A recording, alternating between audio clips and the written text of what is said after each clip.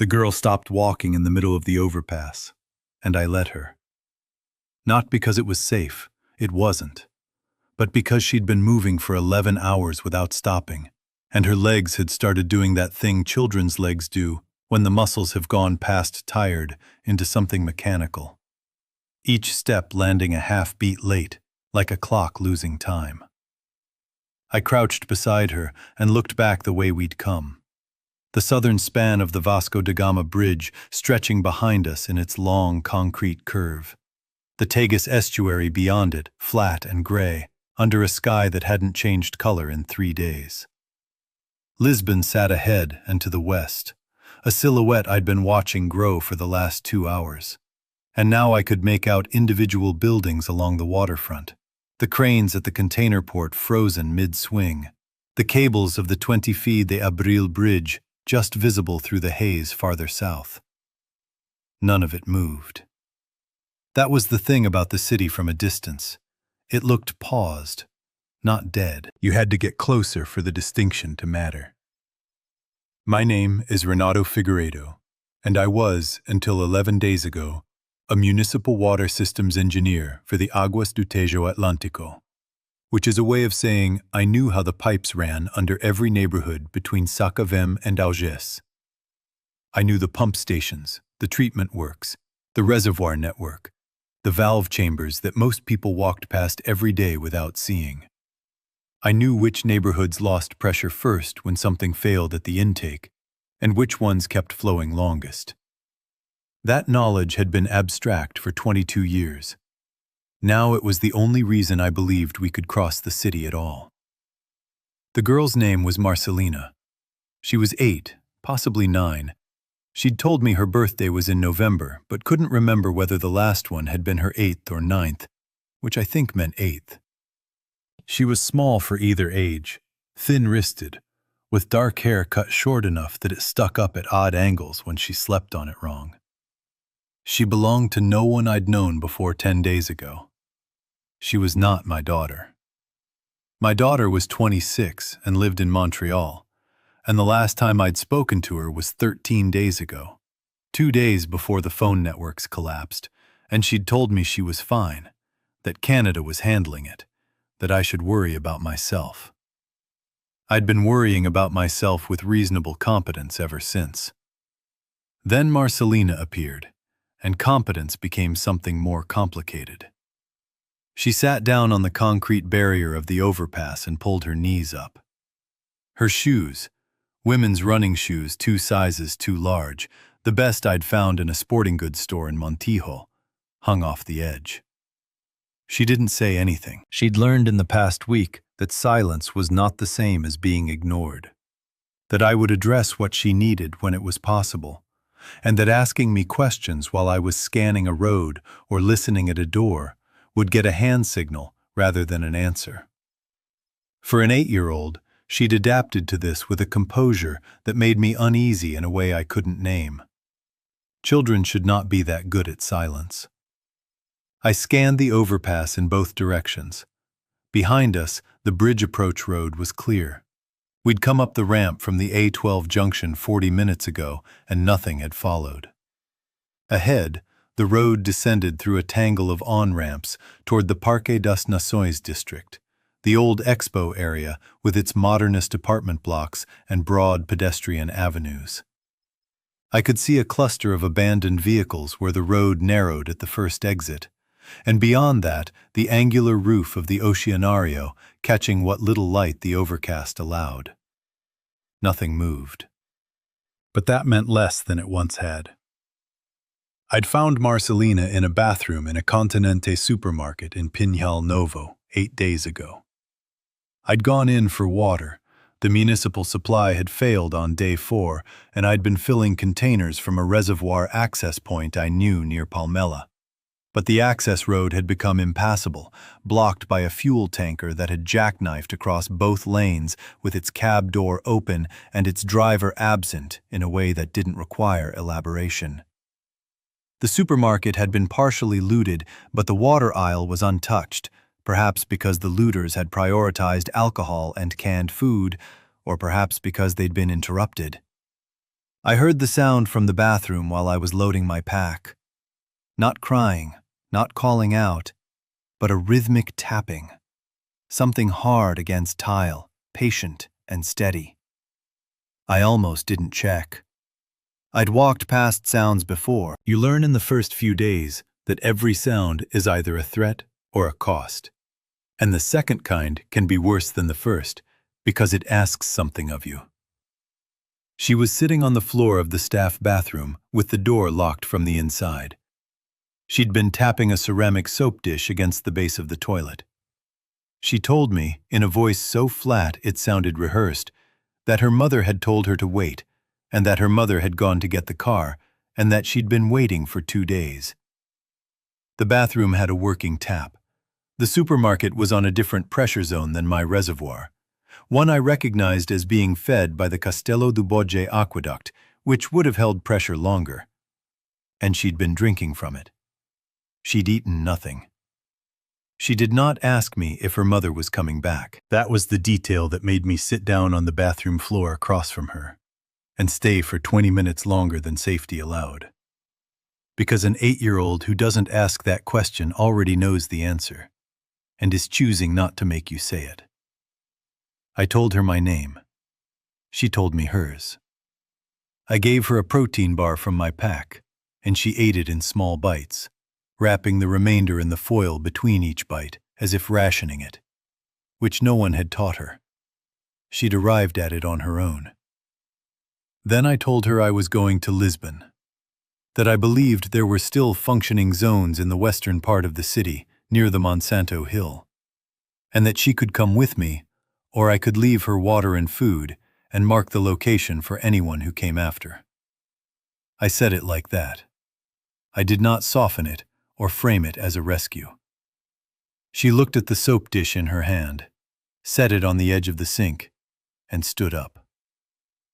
That was 8 days ago. We'd spent 3 of those days moving north through the Setúbal district on back roads, avoiding the main highways where the vehicle congestion made movement slow and visibility poor.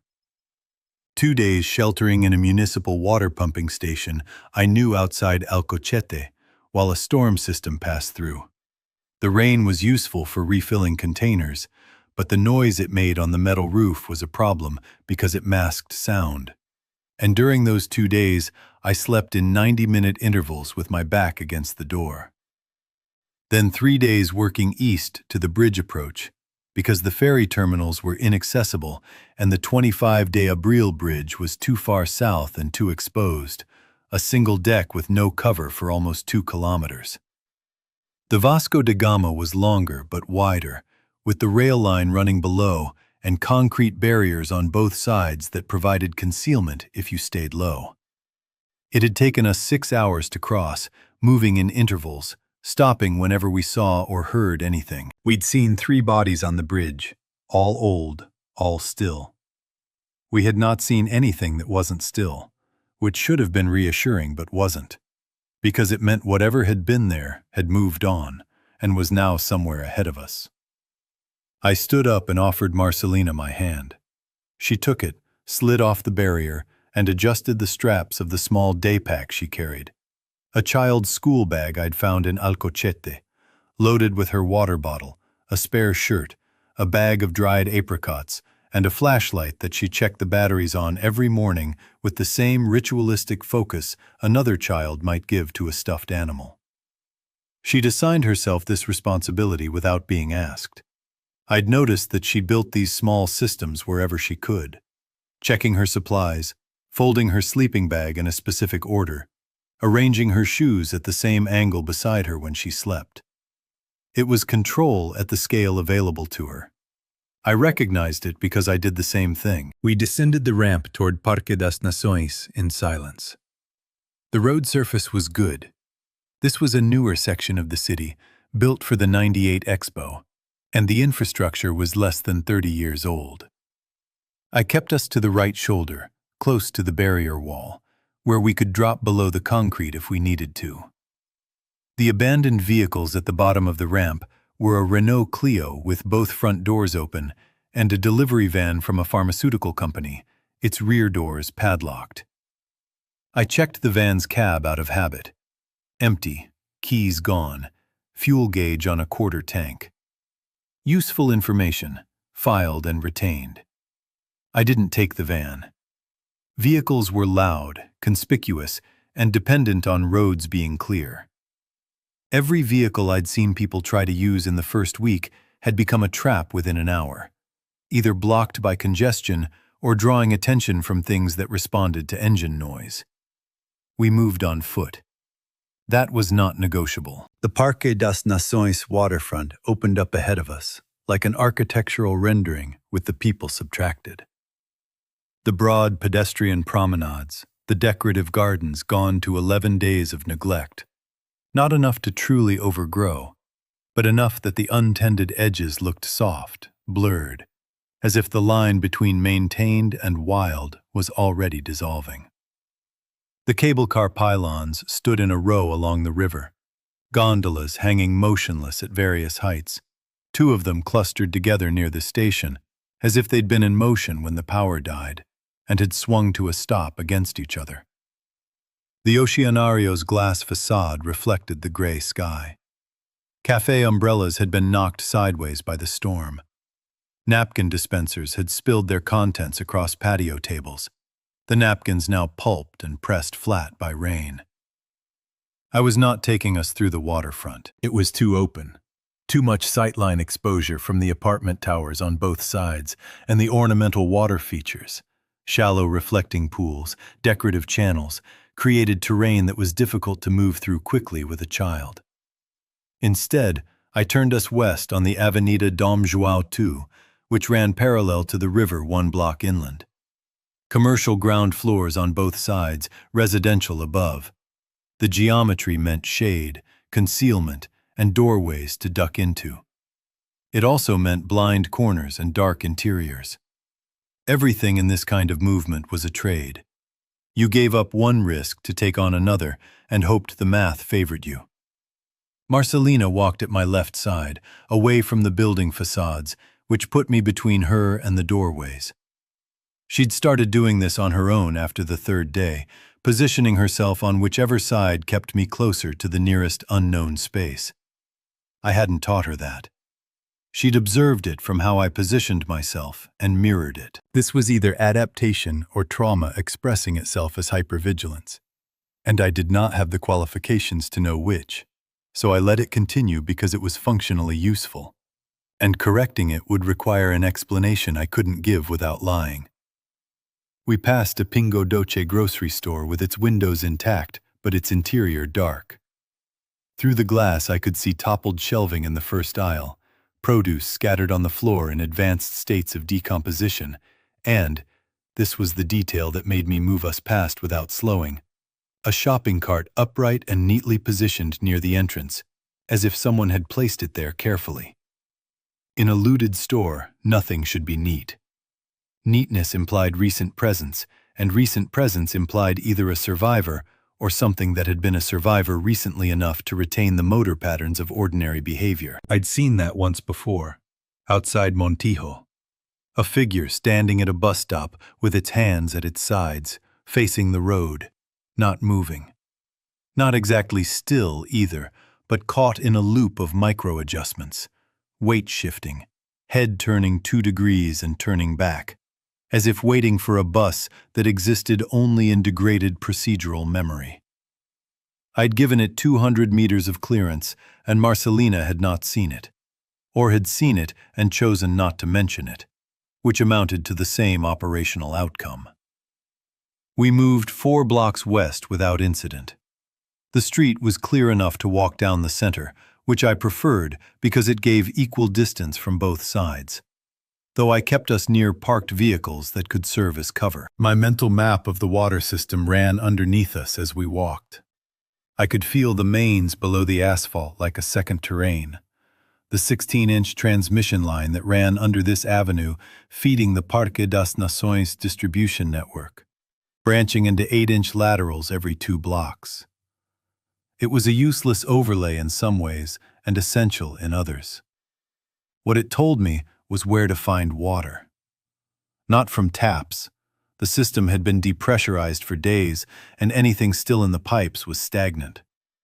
But from the valve chambers and reservoir access points that existed at regular intervals along the transmission network, I knew 3 in the Parque das Nações area, 2 more in the Olivais district to the northwest, and a major reservoir complex beneath the Lumiar neighborhood that held, when full, enough treated water to supply 40,000 people for 2 days. If it hadn't been breached or contaminated, it could supply 2 people for months. That was our intermediate destination. Not the reservoir itself, but a valve chamber near it that would tell me whether the system was intact.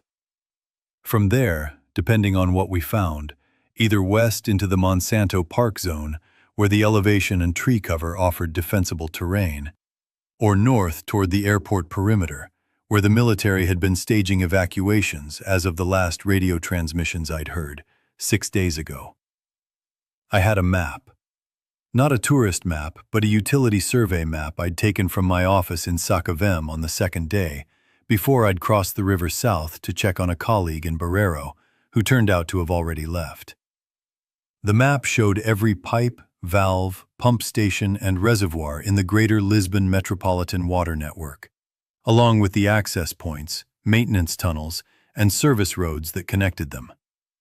Most of these were underground or behind locked gates, and I had keys to approximately a third of them, the ones in my service district. For the rest, I had a working knowledge of the lock types and a set of standard utility keys that opened more than they should have. This map was, I believed, the single most valuable object either of us carried, and I kept it in a waterproof sleeve in the inside pocket of my jacket, against my chest, where I could feel its edges when I breathed. At the intersection with the Avenida de Berlim, I stopped us. The avenue was wide, 6 lanes divided by a planted median, and the exposure time to cross it was longer than I liked. But the real problem was what I could see 3 blocks north. A city bus turned sideways across the road, its windows broken out, dark stains on the asphalt around it in patterns that were immediately legible if you'd seen enough of them. And beyond the bus, at the edge of my vision, movement. Not clear enough to identify. A shape transitioning between 2 parked cars, with a gait that was wrong in a way I could detect but not yet categorize. Too fluid for a person in distress, too arrhythmic for a person walking normally. I pulled Marcelina into a recessed doorway of a closed bank branch and crouched. She crouched with me. She did not ask what I'd seen. She reached into her pack's side pocket and pulled out her water bottle, took a measured sip. 3 swallows, which was the ration I'd set and she'd memorized, then replaced it and zipped the pocket. Then she waited. Her eyes tracked mine to see where I was looking, and she looked in the opposite direction, covering my blind side. I didn't know when she'd started doing that. It might have been since the 2nd day. We stayed in the doorway for 12 minutes. The shape did not reappear. This meant either it had moved out of the area, or it had stopped in a position I couldn't see, which were very different probabilities with very different implications. I could wait longer and gather more information, or I could move now and accept the uncertainty. In isolation, alone, I would have waited. I had the patience and the supplies for a longer observation, but Marcelina's caloric intake for the day was 2 protein bars and a handful of apricots, and we needed to reach a sheltered position before dark with enough time to set up water purification, and the days in late October were short. The sun, such as it was behind the overcast, would drop below useful light levels by 6:30. It was just after 2. 4.5 hours to cover roughly 7 kilometers of urban terrain, find the valve chamber in Lumiar, assess it, and establish a position. Tight but possible if we maintained pace. Not possible if we waited an hour at every intersection. I signaled Marcelina. 2 fingers pointed at my eyes, then pointed across the avenue. Then a flat palm held low. Watch, move, stay low. She nodded. We crossed at a controlled walk, not running. Running attracted attention and burned energy we couldn't spare. Angling north-northwest toward the Olives district, using the median's overgrown plantings as partial concealment. We reached the far side without incident, and I steered us into a residential side street, narrow, lined with 3-story apartment buildings from the 1980s, laundry still hanging from some balconies, stiff and faded. The transition from the commercial waterfront area into the residential districts changed the character of movement. The streets were narrower, but more cluttered. Parked cars lining both sides reduced the usable width to a single lane, and the ground-floor apartments had barred windows that offered no quick entry points. Intersections came more frequently, each one requiring a pause and a check. The pace slowed.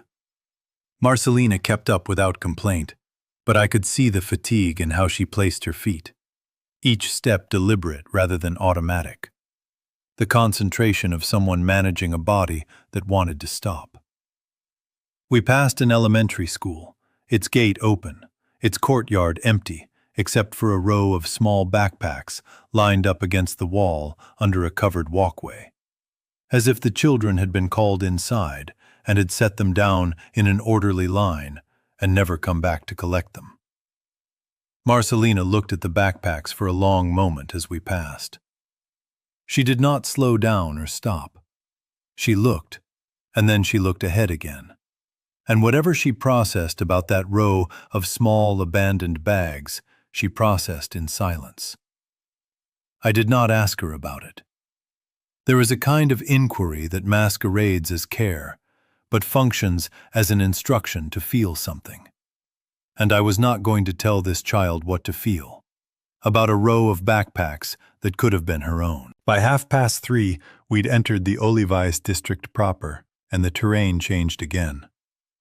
Wider streets, more open space between buildings, a mixture of 1960s social housing blocks and newer developments.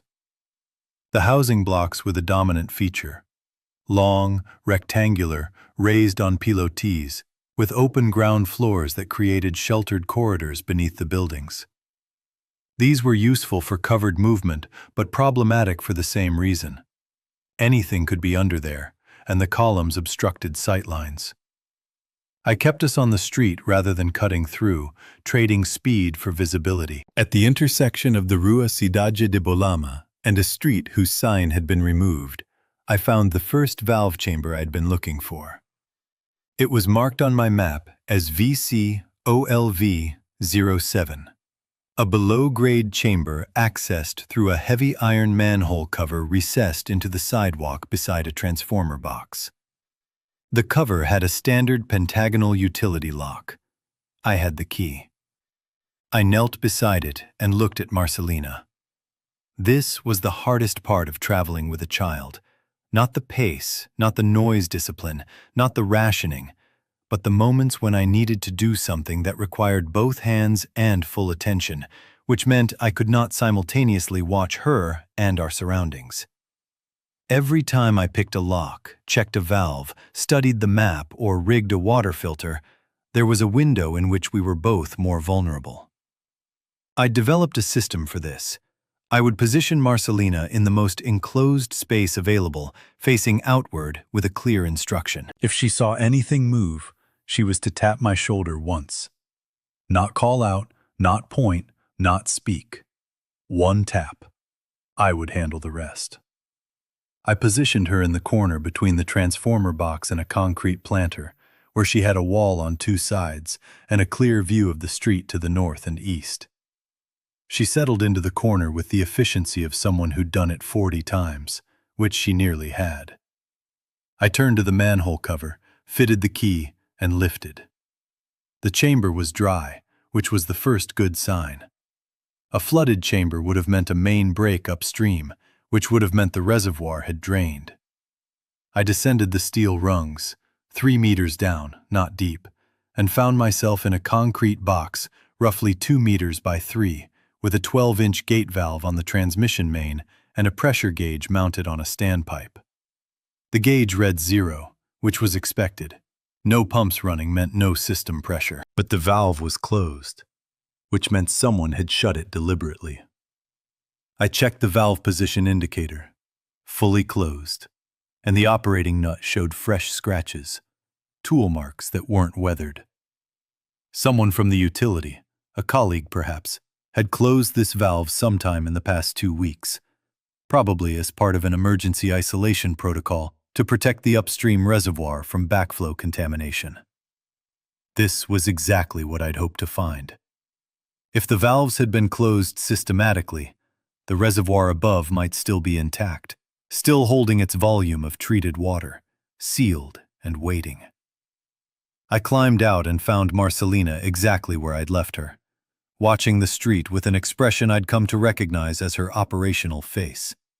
Not fear, not calm, but a kind of focused blankness that let her process visual information without emotional filtration. She looked at me when I emerged, and I gave her a small nod, which in our limited vocabulary meant good news, or at least not bad news.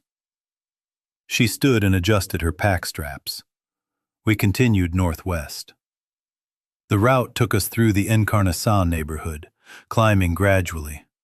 Lisbon's topography is a series of hills and valleys, and the water system follows the terrain, with reservoirs positioned at high points to provide gravity-fed pressure. The Lumiar Reservoir was at roughly 120 meters elevation, on the northern slope of the Alvalade Ridge, and the approach involved a sustained uphill grade that would have been unremarkable on a normal day, but was significant now because uphill meant slower, and slower meant more time exposed. I'd planned the route to follow the Alameda das Linhas de Torres, a broad avenue with a tree-lined median that provided intermittent canopy cover. But as we approached the lower end of the avenue, I saw the first evidence that Lisbon's collapse had not been as orderly as its current silence suggested. The barricade was improvised but substantial. Sandbags, overturned vehicles, sections of chain-link fence wired together and reinforced with what looked like steel shelving units from a nearby furniture store. It stretched across the full width of the avenue, including the sidewalks, and was anchored to the building facades on both sides with cable and bolts. It was not military. The materials were civilian, the construction ad hoc. Someone, a group of someones, had blocked this avenue deliberately, probably in the first few days, trying to create a defensible perimeter. I could see over it in places, and the road beyond was clear, which meant whoever had built it was no longer manning it, which meant it had either served its purpose and been abandoned by a group that moved on, or it had failed. I looked for evidence of which. There were no bodies visible, no damage to the barricade itself, no spent casings on the ground. This suggested the former, an organized group that had held this position, then chosen to leave. The absence of violence at the barricade was mildly encouraging. It meant at least some people in this city had made rational collective decisions under pressure. But the barricade also blocked our route. Climbing it was possible, but noisy. The chain link and shelving would rattle, and we'd be silhouetted at the top for several seconds. Going around meant detouring east or west through residential streets that added distance and complexity. I checked the map. To the east, the Rua Actor Antonio Silva ran parallel, 1 block over, and connected back to our route past the barricade. It would add 10 minutes. I chose it without hesitation. 10 minutes of time was always cheaper than 10 seconds of noise. The detour took us through a neighborhood I hadn't studied as carefully. And here I encountered something I'd been anticipating but hadn't yet experienced. Other survivors, alive and organized. They were in a ground-floor apartment on the Rua Actor Antonio Silva, and they made themselves known not through sound, but through a piece of paper taped to the inside of a window. The paper read, in block letters, "People inside, not sick, do not break in, will trade."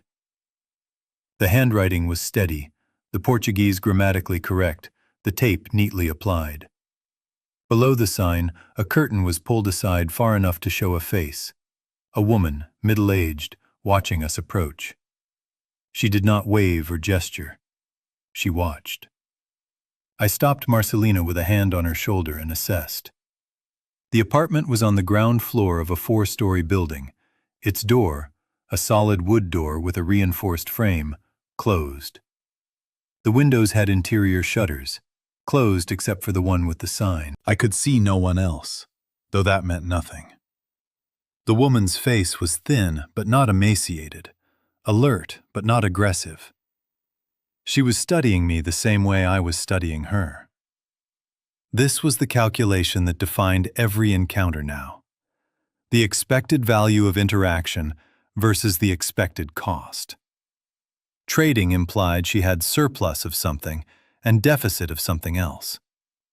I had water purification knowledge and utility access, valuable, but not something I could demonstrate through a window. I had limited food, less than 2 days' supply for 2 people. I could not afford to trade food. What I might gain was information. The state of the districts ahead, the location of threats, whether the military evacuations at the airport were still active. Information was worth a stop. Marcelina was worth caution. I approached the window alone, leaving Marcelina at a parked car 15 meters back with the instruction to stay low. The woman watched me come. When I was close enough to speak without raising my voice, she said, through the glass, "How many?" "2," I said. "Myself and a child." She studied me. "Armed?" "No." This was true. I carried a utility knife, a heavy-duty pipe wrench that could function as a weapon but was in my pack, and nothing else. I had made a deliberate decision not to arm myself beyond tools. Weapons attracted escalation, and I was not a person whose skills included violence. My skills included knowing where the water was. "What do you need?" she said. "Information. What's north of here, between here and the airport?" She was quiet for a moment. Then, "How far north have you been?" "I haven't. I crossed the river today. I'm working from a utility map." Something shifted in her expression, not softening exactly, but a recognition, as if the specificity of my answer had cleared some threshold. She said, "Wait," and disappeared from the window. I stood exposed on the sidewalk for what felt much longer than it was, probably 2 minutes, acutely aware of Marcelina behind me and the open street in both directions.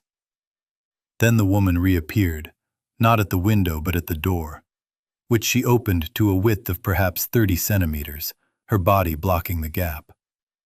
Behind her I could see a hallway, a second person, a man, seated in a chair, one leg extended and wrapped in what looked like a splint fashioned from a broken broom handle and strips of bedsheet.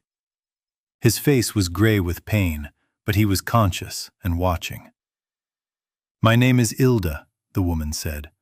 "My husband Walter broke his ankle on the stairs 4 days ago. We have food for perhaps another week. We have no water since yesterday." The tap stopped.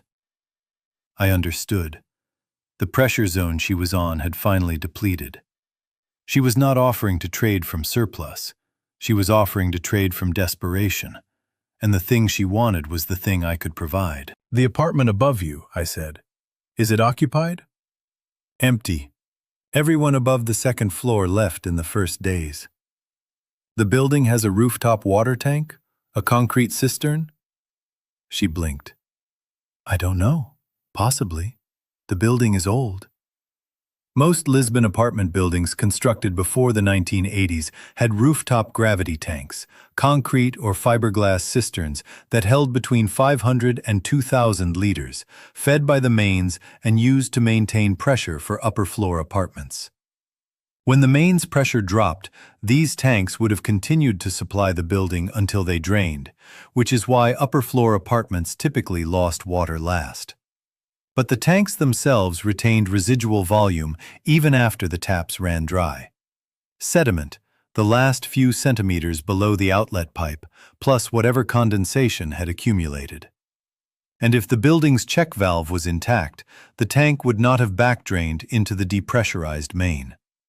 There might be 50 liters up there, maybe more.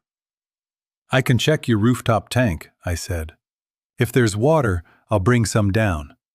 In exchange, I need you to tell me everything you've seen or heard about the area between here and the airport in the last week." She agreed immediately.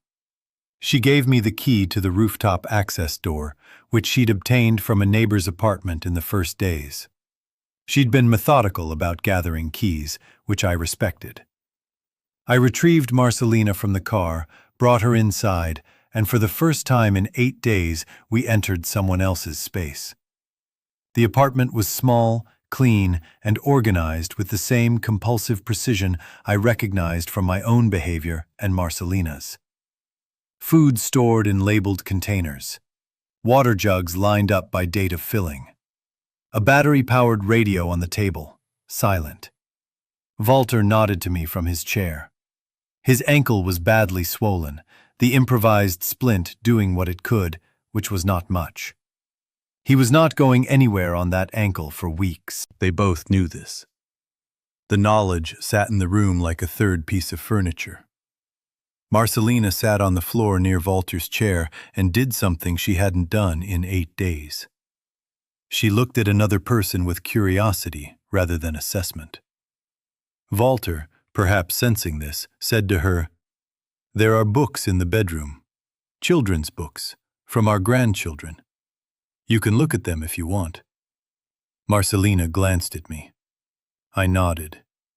She went into the bedroom, and I heard her sit down on the floor and open a book, the sound of pages turning, and I realized that what I was hearing was the first non-survival activity she'd engaged in since I'd found her. The tightness in my chest that I hadn't acknowledged was there shifted slightly, not releasing, but rearranging. I went to the roof. The access was via a narrow stairwell at the back of the building, 4 flights up, the door at the top secured with a padlock that Ilda's key opened. The roof was flat, covered in cracked waterproofing membrane, with a concrete cistern in one corner, roughly 2 meters square and 1 meter deep. The lid was heavy concrete. I lifted it and looked inside. Approximately 200 liters, more than I'd hoped. The water was still and had a faint mineral smell, but no discoloration and no visible contamination. The tank's inlet had a functioning check valve. I verified this, which meant it had been sealed from the mains since pressure failed. This was clean water. I filled every container I could find in the building, carrying them down 4 flights in trips that took the better part of 40 minutes. Ilda received each container with a control that I recognized as the restraint of someone who wanted to weep with relief, but understood that weeping would cost energy and time. She filled a glass for Walter first, then one for herself, then offered one to Marcelina, who accepted it with a quiet, "Obrigada." That was the most I'd heard her speak to a stranger. While Marcelina read and Walter rested, Ilda told me what she knew. The military had been evacuating from a staging area at the Lisbon airport until approximately 5 days ago, she said. She'd heard the helicopters. They were audible from here on quiet nights, the heavy rotors of the EH-101 Merlins unmistakable. Then the helicopters had stopped. She did not know why. The radio had carried emergency broadcasts until 6 days ago, then static, then nothing. The last broadcast she'd heard had mentioned a relocation of operations to a naval facility in Almada, across the river, which was behind us and therefore useless unless we wanted to double back. It had also mentioned, briefly, that a secondary collection point had been established at the Monsanto Park, specifically at the Alto da Serafina lookout, which was the high ground of the park with road access and helicopter landing capability. This aligned with my own hypothesis about Monsanto as a defensible zone. Between here and Monsanto, Ilda said, she knew very little. She and Walter had not left the apartment since the third day. Their information came from what they'd observed from the windows and what they'd heard from two other survivors who had passed through 5 days ago, heading south, the opposite direction from us. Those survivors had described the Avenida da República, the main north-south axis through central Lisbon, as impassable. Vehicles, bodies, and a concentration of infected that made the broad avenue a corridor of sustained danger. They had recommended the western routes through the residential neighborhoods of Campo Grande and Benfica, which were quieter but less direct. I asked about the infected, their density, their behavior, their patterns. Ilda was precise. She'd observed them from her window, mostly in the early days, she said, and what she'd noticed was periodicity. They were more active in the late afternoon and early evening, less so in the morning hours and during rain. She thought it had to do with temperature. Warmer periods correlated with more movement. This was an observation I had not made and could not verify, but it was specific enough to be useful and came from someone who'd had nothing to do for 11 days but watch from a window, which made her a better observer than most. I noted it. We were now in late afternoon. If she was right, we were entering the period of highest activity. I made a decision I'd been deferring. We would stay the night. Not in Ilda's apartment. It was ground floor, exposed, and already occupied by two people who were not mobile. But in the empty apartment directly above, which had a working lock, a view of the street, and proximity to the rooftop water supply. We would leave at first light, when, if Ilda's observation held, activity was lowest, and we would take a western route through Campo Grande toward Monsanto, avoiding the central avenues. I told Ilda this. She did not ask us to stay longer. She did not ask me to take her and Walter with us. She understood the mathematics as clearly as I did. Walter could not walk. She would not leave Walter. And my carrying capacity, practical and moral, was already committed. What she said was, "The girl, she's yours?" "No," I said. "I found her." Ilda looked at me for a long moment. Then she said, "The rooftop tank will last us another 2 weeks if we're careful. After that," she stopped. "After that is after that." I gave her my utility map, not the original. I would never part with that. But I took 20 minutes to draw her a simplified version of the water network in her immediate area, marking the valve chambers, the standpipes, the 2 other buildings on this block that would have rooftop tanks. I showed her the key types and how to identify the access points. It was the most useful thing I could leave, and it cost me only time and knowledge, both of which were renewable. We ate a meal together, the 4 of us, from Ilda's supplies.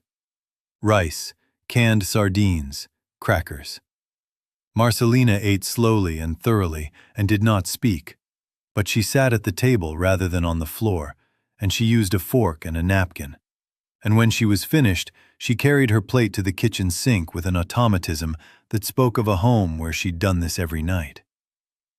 Walter told her she was a good guest. She looked at him and said, "Thank you for the books." We moved upstairs at dusk. The apartment was furnished but dusty, the occupants gone with most of their personal items, but leaving behind the heavy furniture, the kitchen equipment, the linens. I checked every room, every closet, every window. The front windows had a clear view of the street. The back windows overlooked a narrow courtyard between buildings.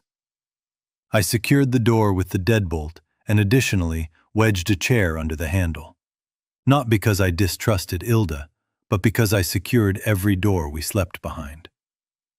Marcelina watched me do this and then, without being asked, went to the back bedroom and checked that its window was latched, testing it with a tug. I heard her do this, and I stood in the hallway and listened to the sound of a child checking a window latch. And I thought about my daughter in Montreal, and whether she was checking her own windows, and whether there were still windows in Montreal that needed checking, or whether Canada had indeed handled it, as she'd said, in a voice that was confident, in the way that voices are confident when they are performing confidence for a parent's benefit. I set up our sleeping arrangement in the back bedroom. Marcelina on the bed, me on the floor between the bed and the door. I'd slept this way every night since we'd begun traveling together. Always between her and the exit, always clothed, always with my shoes on. She'd never commented on this arrangement. She accepted it the way she accepted all of my positioning, as data about the world's current rules. I checked the apartment's taps on the improbable chance that the upper floors still had pressure from this building's tank. They did. A thin stream from the kitchen tap, gravity-fed from the cistern 2 floors up.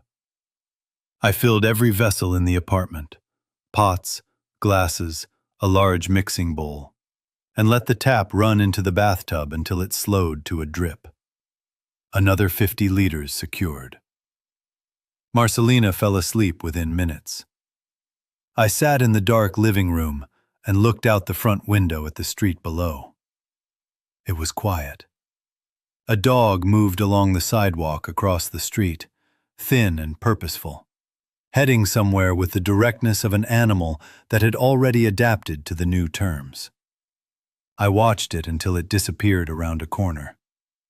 Then I watched the empty street, and I listened. This was the time of day when the thinking became difficult. Not the operational thinking.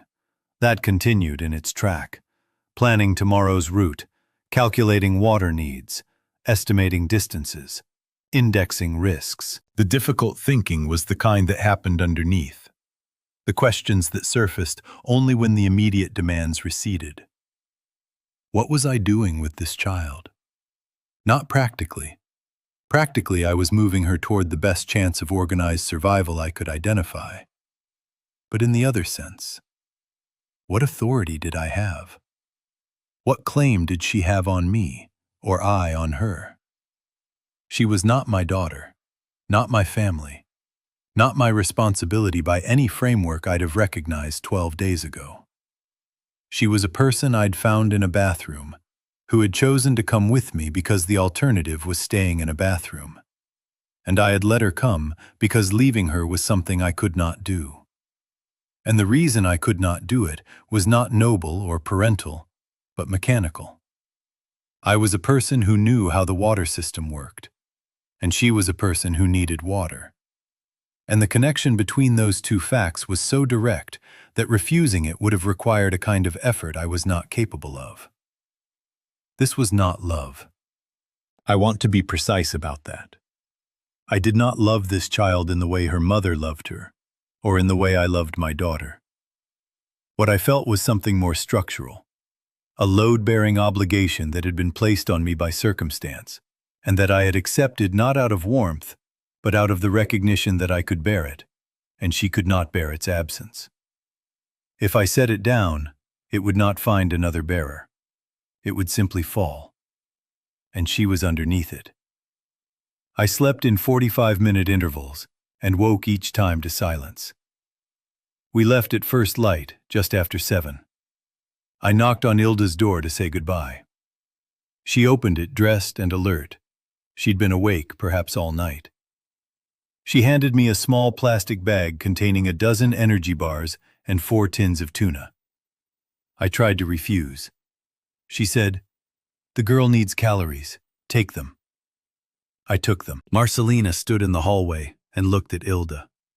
And Ilda looked at her, and neither of them said anything, which was its own kind of communication, complete and sufficient. The morning was cool and gray, the overcast unchanged. Lisbon's hills emerged from a low mist that hung in the valleys, thinning as the elevation increased. We moved west on the Rua Cidade de Bolama, then angled northwest toward the Campo Grande, following residential streets wherever possible. The route I'd planned took us through the Alvalade neighborhood, which was middle-class, densely built, with narrow streets and small shops at ground level. It was the kind of neighborhood where people had known their neighbors, which meant it had probably organized faster and better than the anonymous tower block districts. Whether that organization had held was another question. We saw evidence of it within the first half hour. Handwritten signs on buildings. Directional arrows pointing toward what I assumed had been gathering points.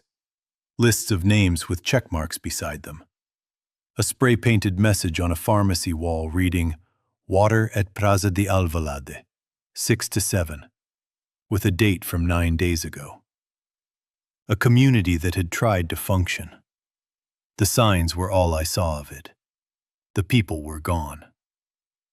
The streets were not empty the way the Parque das Nações waterfront had been empty. They were emptied, actively stripped. Doors stood open. Cars had been moved, pushed to the sides to clear passage for larger vehicles. The pharmacy's shutters had been cut away with an angle grinder, the interior cleared out methodically, the shelving left standing but bare. Someone had organized this. Someone with authority and tools and a plan. The military, probably, or a civil protection unit doing a sweep before evacuation. This was consistent with what Ilda had described. A functional evacuation that had operated for several days before it stopped. We crossed the Campo Grande Park, a long green rectangle bisected by a road, with a pond at its center where ducks still floated in their accustomed patterns, oblivious and undisturbed. Marcelina looked at the ducks. She slowed for a moment but did not stop. The normalcy of them, animals continuing their routines inside a world that had abandoned its own, was dissonant enough to be almost painful. I felt it in my chest, a compression, and I kept walking. On the western edge of Campo Grande, the terrain began to open toward the Monsanto Forest Park, and here I encountered a problem I had not anticipated. The road leading west, the Estrada de Benfica, was blocked, not by a barricade, but by a collapse. A 5-story building on the corner of the Estrada and the Rua de Sete Rios had partially fallen. Its upper 2 floors slumped into the street in a cascade of concrete and rebar that filled the roadway from facade to facade. The collapse looked structural rather than deliberate. The building was old, and the loss of water pressure would have meant the failure of any fire suppression response to even a small fire. And I could see char marks on the exposed interior walls, suggesting that was exactly what had happened. Fire, then structural failure, then an impassable wall of rubble. I studied the rubble.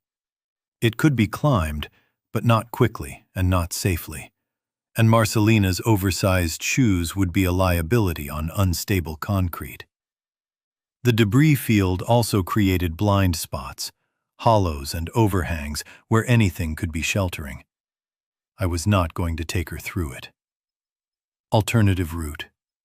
I pulled out the utility map and oriented myself. The Sete Rios area had a major water infrastructure node, the Sete Rios pumping station, which sat in a partially underground compound near the train station.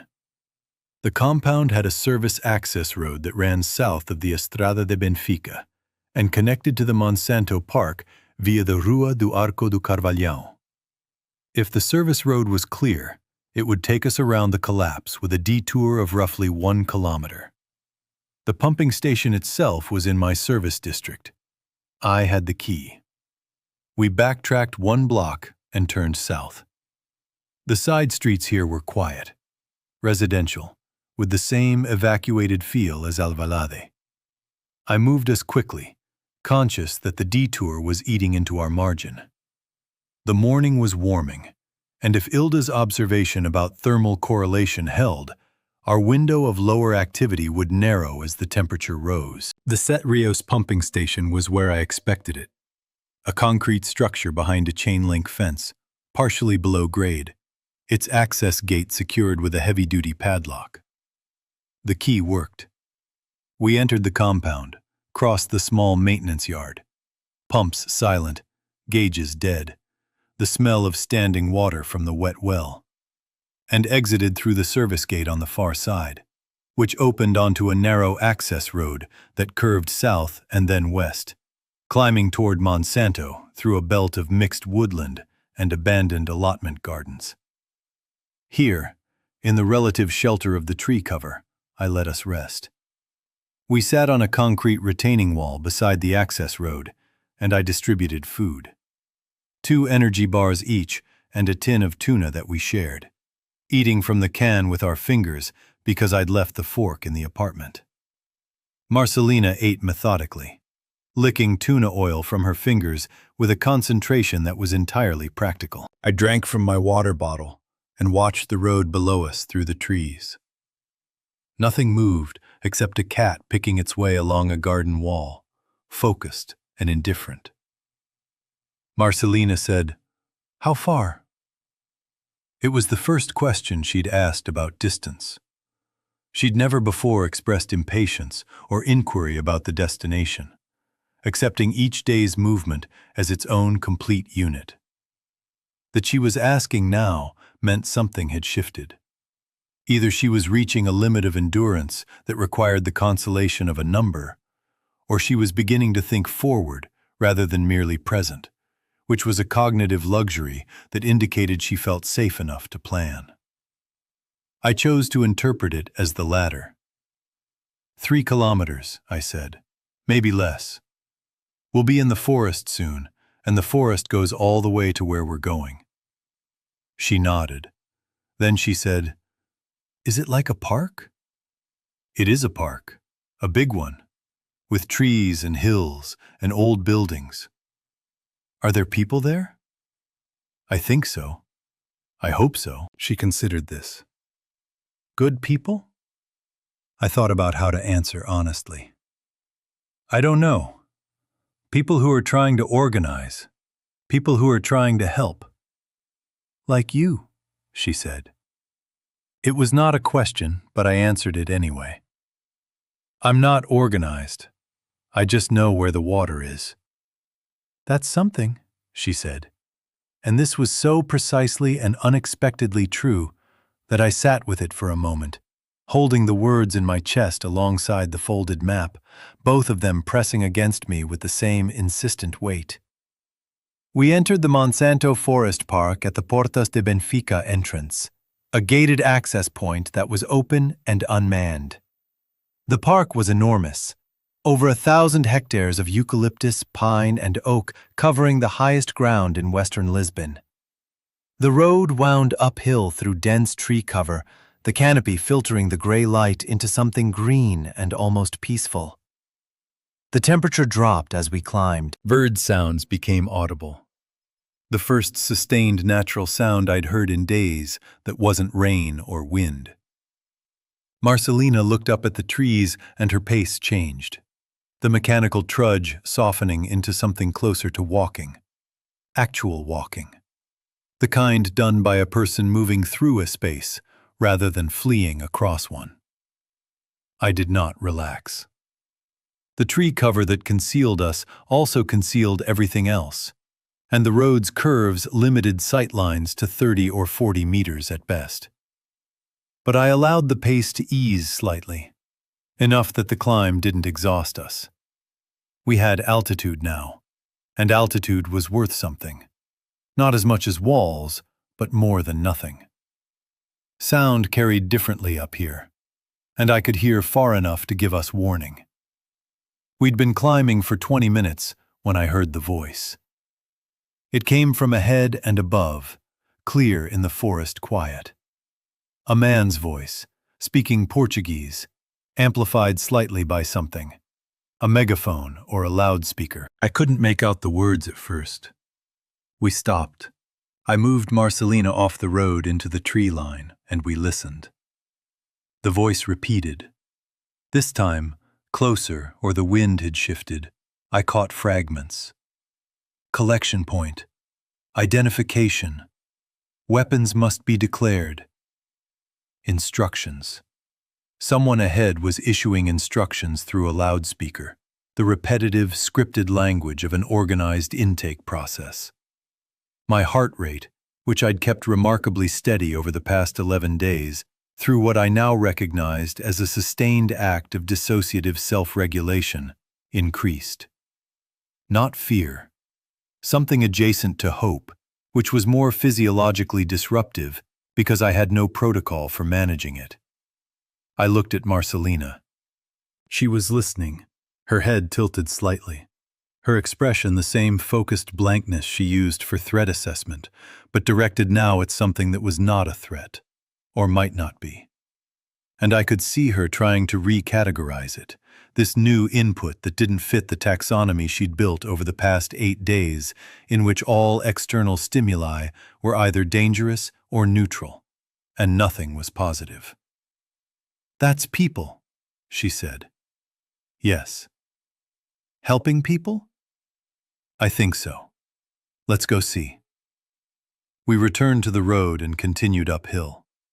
The voice grew clearer, resolving into a loop, a recorded message playing through a speaker, directing survivors to the Alto da Serafina lookout, requesting that groups identify themselves on approach, stating that medical assistance was available, that children and injured should be prioritized. It was not military in tone, too informal, too specifically compassionate. A civilian operation, probably, or a mixed one. The message mentioned a doctor by name, which I did not recognize, and a frequency for radio contact, which I could not use. The road crested a rise, and the lookout came into view. It was a broad plateau at the top of the ridge, with a concrete viewing platform overlooking the Tagus estuary to the south. On a normal day you could see the river, the bridges, the Cristo Rey statue, the red roofs of the Alfama. Today the view was obscured by mist, but the plateau itself was visible, and it was occupied. Tents, a mix of military-grade and civilian camping types. Vehicles, 2 military trucks, an ambulance, several civilian cars. People, perhaps 40 or 50, moving between structures with the purposeful inefficiency of a new organization still establishing its patterns. A generator humming somewhere. Smoke from a cooking station. A perimeter marked with orange tape and manned by 2 figures in civilian clothes, carrying what looked like hunting rifles, positioned not aggressively, but watchfully, facing outward, doing exactly what I would have been doing if I were them. One of them saw us. He raised a hand. Not a weapon, a hand, palm out, the universal signal for stop and identify. I stopped. I raised both my hands, then lowered one to Marcelina's shoulder, making our configuration clear. Adult, child, unarmed. The man spoke to someone behind him. A woman emerged from a tent carrying a clipboard. A clipboard. The banality of administration surviving the end of everything. And walked toward us. "How many?" she said. The same first question Ilda had asked. The same question that had apparently become the opening line of the new social contract. 2. My name is Renato Figueiredo. This is Marcelina. She's 8. The woman wrote this down. Any injuries? Illness? Bites? No. Where did you come from? South side. Crossed the Vasco da Gama yesterday morning. Came through Parque das Nações, Olivais, Alvalade, Campo Grande. She looked up from her clipboard. You crossed the whole city with a child? Yes. She studied me, then looked at Marcelina, who was standing beside me, looking at the camp with an expression I hadn't seen before. Not her operational blankness, not the careful neutrality she maintained in the presence of strangers, but something raw and unguarded. The face of a child seeing a place that might be safe and not yet having the defenses to hide the hope. The woman with the clipboard saw it too, and something in her professional composure shifted. Come in, she said. We'll get you both checked over. There's food, and there's a space in the family tent. We walked into the camp. Marcelina stayed at my side, but her hand found mine, not gripping, but resting.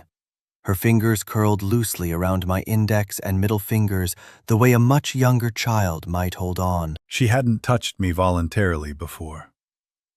In 8 days of walking, sleeping 3 feet apart, sharing food from the same container, she had not once initiated physical contact. Her hand in mine was small and dry and warm, and it communicated something that I received without translation, directly, the way a pipe receives water. Not through interpretation, but through the simple physics of what flows into what is open. They gave us water first. Clean water, from a filtration system someone had set up using the park's natural spring, which I could have told them about. It was on my utility map, a natural source that predated the municipal system. They gave us food, rice, canned vegetables, bread that someone had baked that morning in a camp oven. They checked our health. The doctor, whose name I hadn't recognized, was a young man named Duarte, who had been a second-year resident at the Hospital de Santa Maria, and who checked Marcelina's vitals with a gentleness that made her go very still. The stillness of a child, remembering what it was like to be cared for by a competent adult, and finding the memory both comforting and terrible. I sat on a bench on the viewing platform and looked south. The city spread out below the mist, gray and silent, its bridges and towers and hills arranged in the pattern I knew by heart. The pattern overlaid in my mind with a different map. Not the tourist map of landmarks and neighborhoods, but the invisible map of pipes and valves and reservoirs and pressure zones. The system that ran beneath everything, and that had been the last thing to fail, and would be the first thing to restore. Because water was the substrate, the thing under the thing. And whoever rebuilt this city would start with the pipes. I knew where they all were. Marcelina came and sat beside me. She had a cup of rice and she ate it with a plastic spoon, sitting on the bench with her legs swinging because the bench was too tall for her feet to reach the ground. She ate the rice and she looked at the city, and she did not say anything for a while. Then she said, "Are we staying here?" "For now," I said. "Maybe longer. I need to talk to the people in charge and find out what they need." "They need water," she said. "Yes." "You know where the water is?" "Yes." "So we stay." It was not a question. It was a conclusion, arrived at through a logic as clean as pipe hydraulics. The place needs what we have, therefore we stay. She had built this syllogism on her own, connecting the fact of my expertise to the fact of this camp's needs, and had derived from it not just a plan, but a purpose, which was something neither of us had carried across that city. We had carried obligation, and knowledge, and endurance, and a map. But we had not carried purpose, because purpose requires a destination, and we had not known if the destination existed until we stood in it. I looked at her eating rice on a bench above a dead city, and I thought about what I had done. I had not rescued her. I had not saved her. I had found her in a bathroom and walked in the same direction she was willing to walk.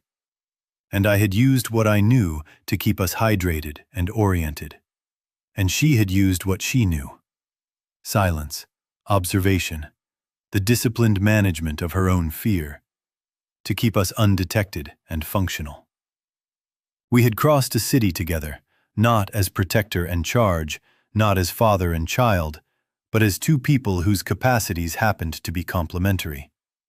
I knew where the water was, and she knew how to be still. Together these were enough. Separately, they were just a man with a map and a girl with a soap dish, waiting in different rooms for someone to come. The camp organized itself around us through the afternoon. I spoke with the woman with the clipboard. Her name was Grasa. She'd been a civil servant in the municipal planning office, and she'd been running the camp's logistics for 4 days with an administrative tenacity that I recognized as the same coping mechanism that had kept me reading pressure gauges while the world decomposed. I gave her a summary of what I knew about the water system. She listened, asked precise questions, took notes on her clipboard, and then said, "We've been boiling spring water. It's enough for now, but not if more people come. Can you get the municipal supply working for this zone?" I thought about it. The Monsanto area was on the Alto do Parque pressure zone, fed by the Barbadinos Reservoir through a transmission main that ran under the Estrada de Monsanto. If the reservoir still held volume, and if the isolation valves had been closed the way the one in Olivares had been, then it might be possible to create a gravity-fed supply to the camp by opening a single valve at the right point in the network. No pumps required. Just pipes and gravity, and someone who knew which valve to turn. "Maybe," I said. "I'll need to check the infrastructure. Tomorrow. I'll send someone with you. I'll take Marcelina." Grasa looked at me. "She's 8. She's my lookout." This was true in its operational sense, and in its other senses too, the ones I did not say aloud. That I was not willing to leave her in a camp full of strangers, however well organized, until I had verified its permanence with the same rigor I applied to valve chambers. And that she was not willing to be left, though she would not say so. And that the arrangement between us, the structural, load-bearing thing that was not love, but was not less than love, required proximity to continue functioning. I could not bear the weight at a distance. Neither could she. Grasa did not argue. She wrote something on her clipboard and moved on. That night, in the family tent, Marcelina slept on a camp cot, and I slept on the ground beside it, between her and the entrance, my shoes on. The tent held 3 other people, a woman and her 2 teenage sons, quiet and self-contained, who nodded to us and kept to their section. The generator hummed. Someone outside coughed. The mist descended through the forest and wrapped the camp in a damp silence that was different from the silence of the streets. Not empty, but inhabited. The silence of 50 people choosing to be quiet in the same place at the same time. A communal restraint. I lay on the ground and listened to Marcelina breathe.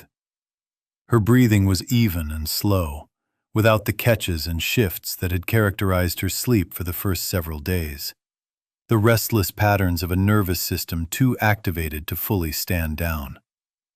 She was sleeping deeply. Her body had recognized, before her conscious mind would allow it, that the immediate parameters had changed. The calculations were different here. Not safe. Safety was not a state I believed in any longer, only degrees of managed risk. But different. A camp with people and food and a doctor and a perimeter was a different equation than an empty street with a man who knew where the pipes were. Both could fail. But the modes of failure were distributed rather than concentrated, and distributed failure was more survivable. My entire profession had been built on that principle. Redundancy, multiple supply paths, backup systems. No single point of failure. A city's water network and a community of survivors operated on the same logic, and I had spent my life maintaining the former without recognizing it as practice for the latter.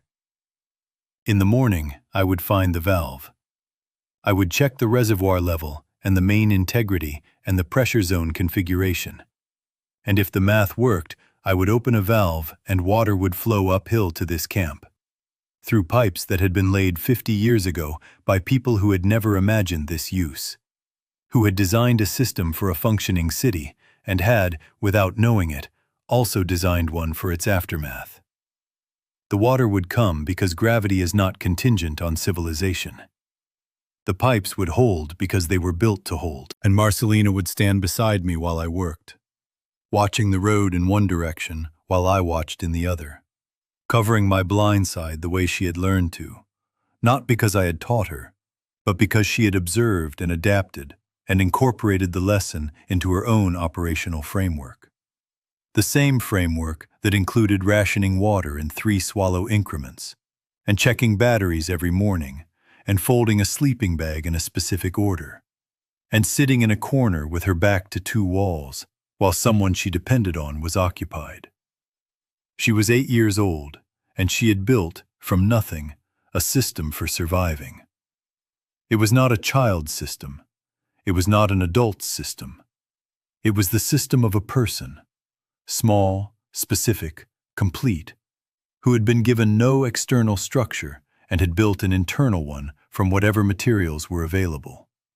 The same way I had built my route from a utility map and a set of keys. We were, I understood now, the same kind of person. Or she was becoming the kind of person I was. Or I had always been the kind of person she was becoming. The kind that builds structure from fragments and calls it sufficient and keeps walking. I did not know what would happen after the valve. I did not know if this camp would hold, or if the military would return, or if the city would be reclaimed, or if we would have to move again. I did not know if I would ever speak to my daughter again. I did not know if Marcelina's mother was alive or dead, and I did not know when or whether that question would surface between us. And I did not know what I would say when it did. What I knew was water systems. What I knew was that a 12-inch main ran under the road below this hill, and that the valve at the junction with the Estrada de Monsanto was a resilient seated gate valve with a counterclockwise opening direction, and that if I turned it 14 full rotations, the flow would begin, and that the flow, once begun, would sustain itself without intervention, because gravity does not forget, and pipes do not choose. That was enough. Not enough for everything, enough for tomorrow. Marcelina breathed. The mist pressed against the tent walls. The city below us held its silence, vast and patient and full of pipes, and I lay on the ground with my shoes on and my map against my chest, and I thought, I know where the water is. I know where the water is. And this child knows I know. And that is the structure. That is the load-bearing wall. Not love, not duty, not heroism. Knowledge, confirmed by trust, expressed as presence. Tomorrow I would turn the valve. Tonight, we were here.